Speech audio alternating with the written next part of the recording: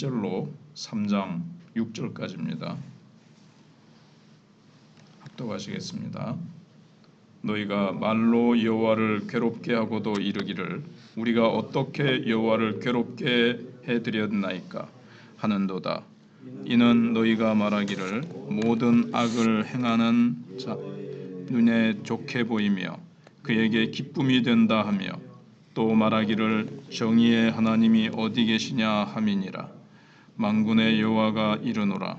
보라, 내가 내 사자를 보내리니 그가 내 앞에서 길을 준비할 것이요 또 너희가 구하는 바 주가 갑자기 그의 성전에 임하시리니 곧 너희가 사모하는 바 언약의 사자가 임하실 것이라.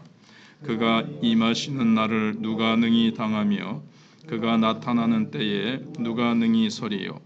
그는 금을 연단하는 자의 불과 표백하는 자의 잿물과 같을 것이라. 그가 은을 연단하여 깨끗하게 하는 자같이 앉아서 레위 자손을 깨끗하게 하되 금은같이 그들을 연단하리니 그들이 공의로운 제물을 나 여호와께 바칠 것이라. 그때에 유다와 예루살렘의 봉헌물이 옛날과 고대와 같이 나 여호와께 기쁨이 되려니와 내가 심판하러 너희에게 임할 것이라.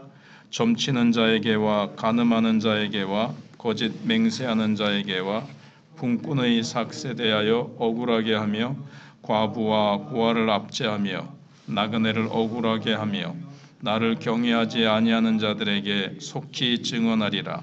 만군의 여호와가 말하였느니라. 나 여호와는 변하지 아니하나니 그러므로 야곱의 자손들아 너희가 소멸되지 아니하느니라. 아멘. 말라기 선지자 당시에 이스라엘 백성들은 하나님은 악한 사람을 더 기뻐하신다. 정의의 하나님이 어디 계시냐 이런 말들을 아주 상투적으로 하고 있었습니다. 그러면서도 이처럼 하나님의 정의를 부정하는 말들이 여호와 하나님을 얼마나 괴롭히는 것인지에 대해서 조금도 인식하지 못하고 있었습니다. 17절에 그다음에 만군의 여호와께서는 이러한 말들에 대해서 정의를 시행하실 메시아가 갑작스럽게 임하실 것이다. 3장 1절에서 그렇게 대답하고 계십니다. 사실 당시 이스라엘 백성들도 언약의 사자, 곧 메시아를 간절히 사모하고 있었습니다. 1절 하반절에 그런데 그들이 기다리는 메시아는 축복과 승리를 가져다주는 그런 메시아. 그래서 메시아가 곧 임하셔서 축복과 승리를 가져다 주실 것이다. 그렇게 믿고 있었기 때문에 기다렸던 겁니다. 하지만 하나님은 여기 이제 세례 요한에 대한 예언이 있죠. 한 사자가 이제 예비 사역을 할 것이다. 앞서 와서 메시아의 사역을 딱 준비한 다음에 이어서 갑자기 성전에 임하게 될 그 메시아는 금을 연단하는 불과 표백하는 잿물과 같은 그러니까 정결케 하는 역할을 할 것이다.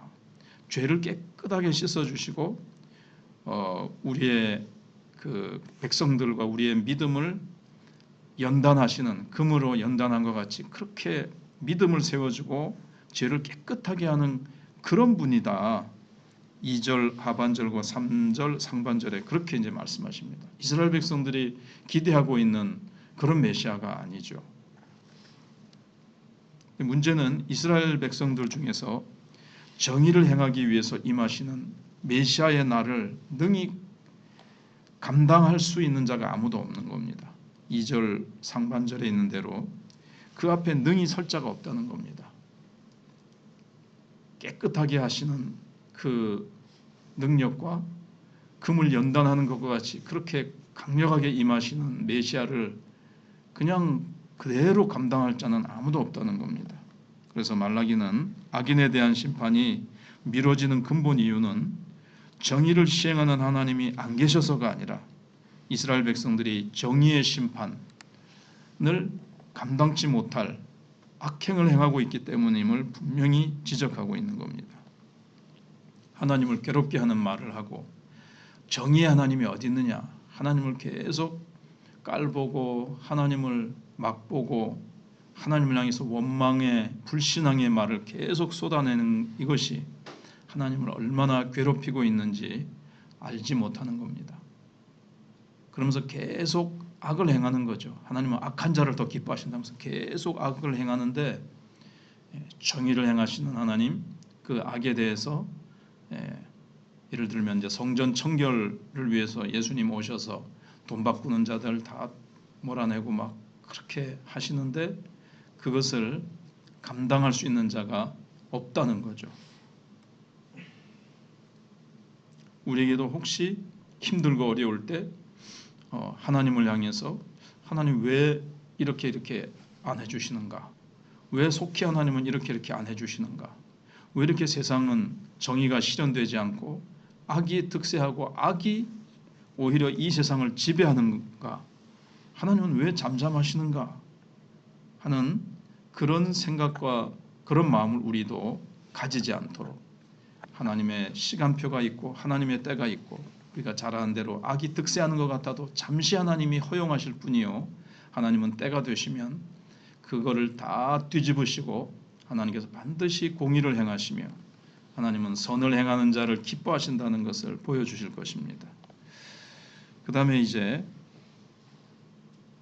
너희가 간절히 사모하는 언약의 사자가 임하실 것이다 하는 것은 이제 메시아의 이제 초림을 말씀하는 건데, 예수님의 초림을 통해서 하나님의 정의가 시행되는 그날이 오면 참된 레위 자손, 곧 진실한 주의 백성들이 모두 금과 은처럼 정결케 되어서 영과 진리의 예배를 드리게 될 것이다. 3절 하반절에서 그렇게 말씀하고 있습니다. 그런데 이건 사실 은혜로 되는 거죠. 남은 백성을 하나님은 언제나 시대마다 남겨두십니다. 원래는 하나님이 은혜를 베푸시지 않으시면 모두가 죄악 가운데 다 심판받아 멸망당할 수밖에 없는데, 하나님께서 그 중에 은혜로 하나님을 그래도 사모하고 주님이 오셨을 때에 겸손히 주님 앞에 나오는 자들이 있을 것이라는 겁니다. 그래서 그때가 되면 하나님은 다시 모세 때와 다윗의 때의 그 기뻐하시는 예배를 드림과 같이 그걸 이제 회복하시는 겁니다. 예수님이 오셔서 가령 예수님의 제자들이라든가 그 예수님을 따르는 여인들, 소수지만 영과 진리로 예배할 때가 오나니 곧 이때라 하시면서 뭐 사마리아의 여인이라든가 우물가의 여인이라든가 곳곳에 예수님이 오시면서 그래도 예수님 앞에 참된 예배를 드리는 자들을 주님께서 세우실 것이고 하나님께서는 그 예배를 받아주실 것이라고 4절에 말씀하고 있습니다. 그러나 동시에 그날은 거짓된 백성들에게는 심판의 날이 될 것입니다. 5절 상반절에 있는 대로 대표적으로 바리새인들에게는, 예수님을 비웃고 예수님을 잡아 죽이려고 했던 바리새인들에게는, 그리고 예수님을 거부하고 예수님을 십자가에 못 박으라고 거부했던 자들은 나중에 로마 군인들이 쳐들어와서 그들을 향해서 예루살렘 성을 몰락시키고 성전을 다 허물고 그들을 다 살상하는 그런 심판이 임하게 되죠. 근데 여기서 거짓된 백성이라는 것은 우상에게 점치는 자와 아내를 버리고 간음하는 자, 이웃에게 거짓 맹세를 하는 자, 품꾼과 과부와 고아와 나그네 같은 약자를 억울하게 하고 압제하는 자들을 가리킵니다. 5절 중반에 있는 것과 같이 하나님께서는 이런 자들을 다 보고 계시다가 때가 되면 딱 심판하시는 것이지, 정의의 하나님이 어디 있느냐, 하나님이 심판하시지 않으니까 이들이 더 양심이 담대해져 가지고 악을 마구 이제 행하지만 하나님께서 다 이렇게 하는 자 다 보고 계시다가 때가 되면 하나님이 참고 오래 기다리시다가 하나님께서는 심판하신다는 겁니다. 근데 이들에게 있는 한 가지 공통점은 여호와 하나님을 경외하지 않는다는 겁니다.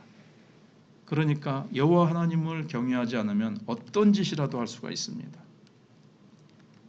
그런데 하나님은 그날이 되면 친히 하나님 자신을 경외하지 않는 자들의 악행에 대해서 하나도 빠짐없이 증언하는 증인이 되실 것이라고 경고하고 있습니다.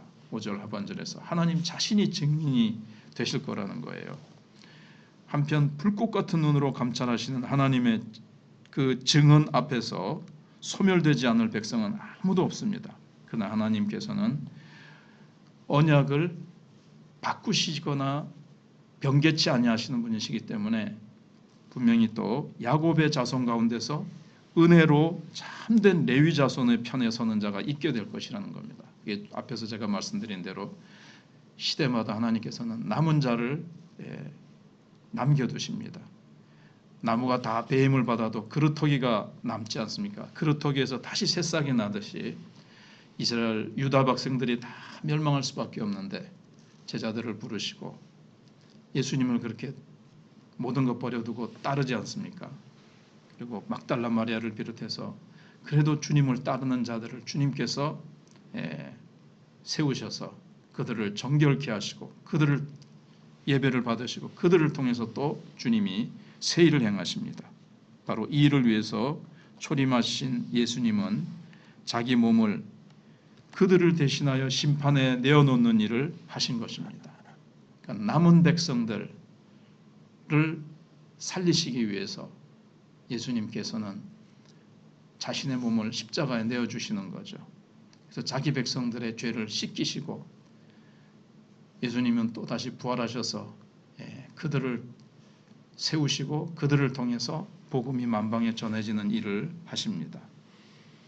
그래서 우리는 오늘 본문에서 예수님의 보혈을 통해서 내가 금처럼 정결케 되었고 잿물과 같이 잿물로 표백함과 같이 우리의 죄를 깨끗이 씻으셔서 우리가 영과 진리로 예배드릴 수 있도록 우리를 남은 자로 이렇게 부르시고 세우신 것에 대해서 우리는 또 감사하고 하나님께 찬양을 올려야 될 것입니다. 기도하겠습니다.